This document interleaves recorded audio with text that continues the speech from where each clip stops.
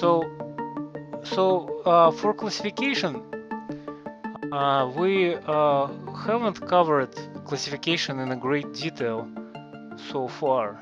We, but few things need to worth mentioning. So we have general rules of interpretation, and general rules of interpretation is kind of like the constitution of the harmonized tariff schedule of the United States, and they provide the methodology which customs as well as customs brokers, so both government sector and private sector must stick to in order to figure out what is the applicable HTS US for the particular item or commodity. So, um, for example,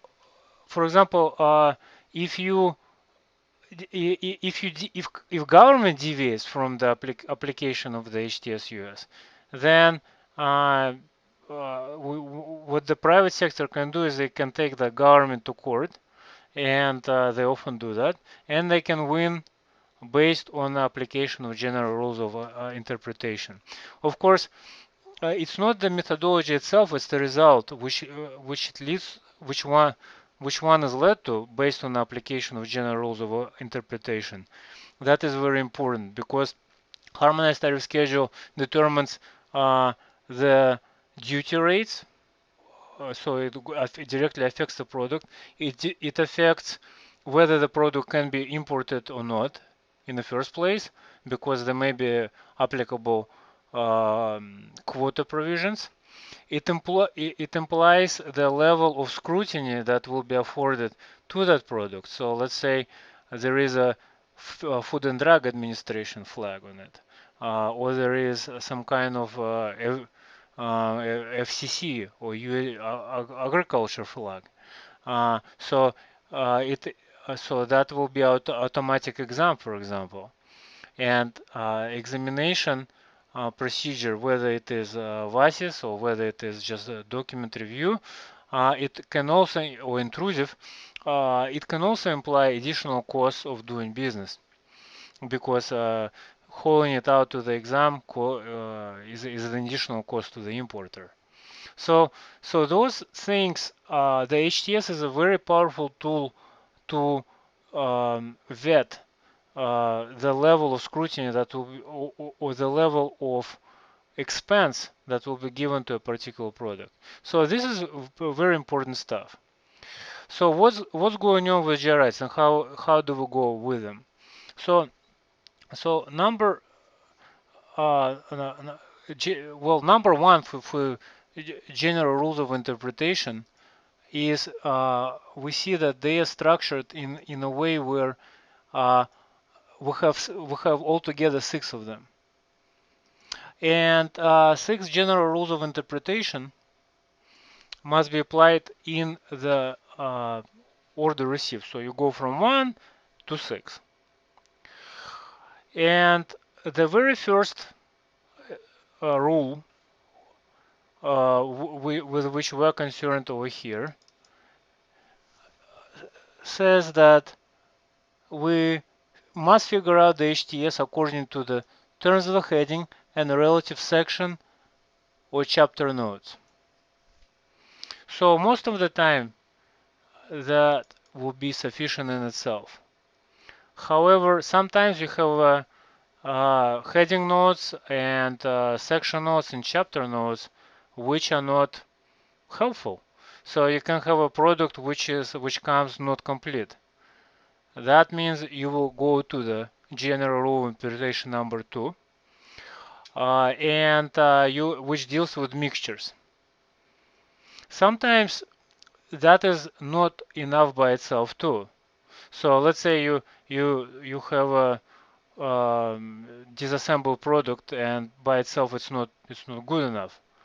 Let's say you have a product which is covered within several sections of the harmonized tariff schedule. So let's say we have the device which is made out of metal, and it is covered. Well, let's say it's made out of metal and plastic, right?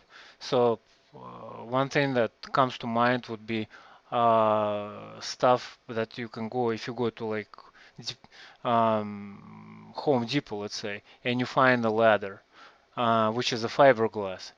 Even though it's fiberglass, it can be regarded as article of metal and article of plastic. So let's say it's 50-50. Which one do you use? You use a chapter for article of plastic or you use a chapter for article of metal? And unless there is a provision within the heading notes, GRI 1, you have to go to the GRI 3, General Rule of Interpretation 3, which will tell you how you apply this. And General Rule of Interpretation 3 has several provisions. I mean, no provisions, subdivisions. Paragraph A, B, and C. Paragraph A is also referred to as a rule of relative specificity, and a rule of relative specificity refers to the product, whichever is more specific, that one rules. And we'll see that as when we jump back to the October 2021 classification, we'll see how rule of relative specificity is applied in the context of the exam. But for now, it will be suffice to say that when you have a HTS provision which deals with use and with the make, so let's say you have let's say you have the provision that deals with equipment, uh, which is which has a use to make an assessment of some kind of reading. But that equipment is made out of metal. So do you do you classify it as an article of metal, or do you classify it as a machinery and apparatus with individual functions? And the rule of thumb says that if you have a provision which is use versus make, in other words, one refers to the character of the item as it being used. Let's say the toy, right? So toy would be would be provision which is based on the use. Or you have provision for the plastic. Let's say that's a plastic toy.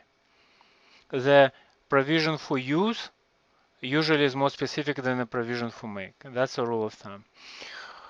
So that's A. B refers to the mixtures. Well, it's colloquially referred to the rule of essential character. So this is kind of a gray provision which drives a lot of customs broker examinees crazy, because it's a kind of hard to draw the bright line. Which is more important? Which article has predominant? Which part of that article has predominant characteristics which derives the classification? A good example would be the lamps, right? So you have a lamp, and a lamp is made out of by lamp what I'm talking about, like a ceiling fixture. So you have a situation where it's 50-50 plastic, metal, right? What is more important? Well, plastic is made for decoration, so is decoration important? And metal is made for utilitarian purposes, to hold stuff together. Is metal more important? So those type of things that are resolved through GRI 3B, and the answer to that would be, and uh, what would the answer to that is to do what we are doing essentially. Go through Q&A and practice classification questions to get a feel of what's going on. C is when you cannot pretty much say, throw your hands up in the air and say, hey, I cannot figure it out. So you go with the last one in numerical order. That's the last one, a numerical order rule. So those are the products that are classifiable in various parts of the HTS US. And we'll get to that as we talk about the necklace in this particular hypothetical. 4 is generally not as popular. I don't recall having it being ever tested on the exam. 5 deals with products which are packages and which are brought in together with the item. So, for example, I have water here in a plastic box. Do I classify this item as water and plastic box as separate line items, or do I just classify this as water only? So that type of stuff. And last but not least, number 6 is the one which is being used, which will be used a lot. And the number 6 is pretty much the provision that says, all right, so while you were supposed to apply stuff at the heading level, at the subheading level, which is the harmonized tariff schedule of the United States has 10 digits, right? First 4 are the heading. Then you have digit 5, digit 6 as a first level subheading, and digit 6, digit 7, digit 8 as a second level subheading. So those subheading digits, the rule to them must be applicable the same way that you apply the previous GRIs to the heading, general rule of interpretation to the headings, but you must do that at the same level, and the same level is a key which will make our life, our classification life, much easier, as we shall see. So those are the basics, but let's go back to the general rule of interpretation number 1, which is the key here for our purposes of analysis. And what we're going to do is yeah, what I'm going to suggest you do is you start, as the general rule of interpretation says, you start with the item which is legally relevant. And legally relevant, you have those 3 things. You have headings, section, and chapter notes, or section or chapter notes, right? But those 3 items, so the first line of inquiry under the GRI is, so general rule of interpretation 1 is heading terms, then I would say chapter notes,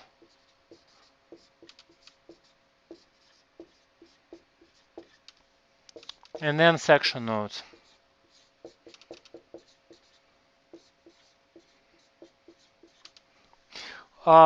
Very often, most of the questions on customs broker license exams, this will be it.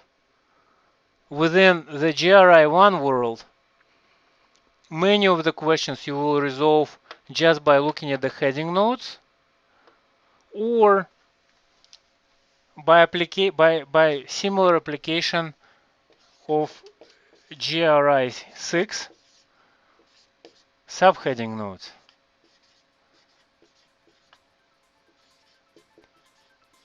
Or terms. So that's the general structure that I would say we must engage every time we see the question of classification on a customs license broker exam. Alright, so with that in mind, let's go back to the question.